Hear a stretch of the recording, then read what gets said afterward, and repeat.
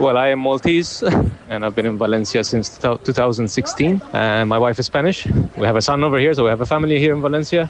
On the day, we were expecting there to be rain, of course. There's a Dana every year, but it's never this bad. It's usually just like a lot of torrential rain. My experience was that I went to pick up my son, and on the way back, I got caught in a lot of rain. But you never think that it's going to affect you.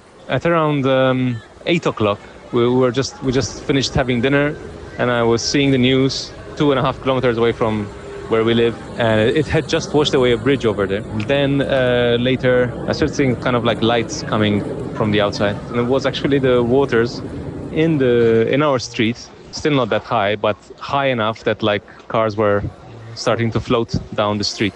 And what I was seeing from the inside were the headlights of the cars, which were still on, kind of bobbing up and down. I called my wife. We started putting things upstairs immediately. Half an hour, the water was inside. I barricaded the door from the back because I was afraid that it was going to be burst by the force of the water.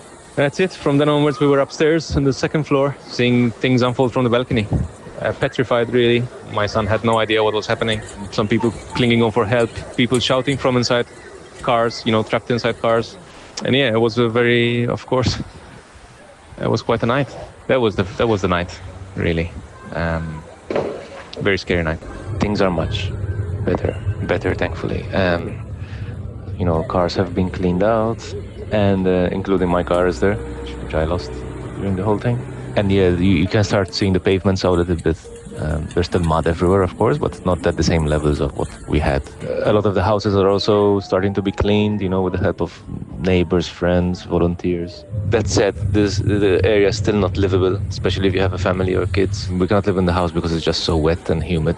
We've been given shelter at a friend's place. We're still cleaning the place, but we'll soon be sort of ready, and perhaps we'll even be able to help out in other places once we're done.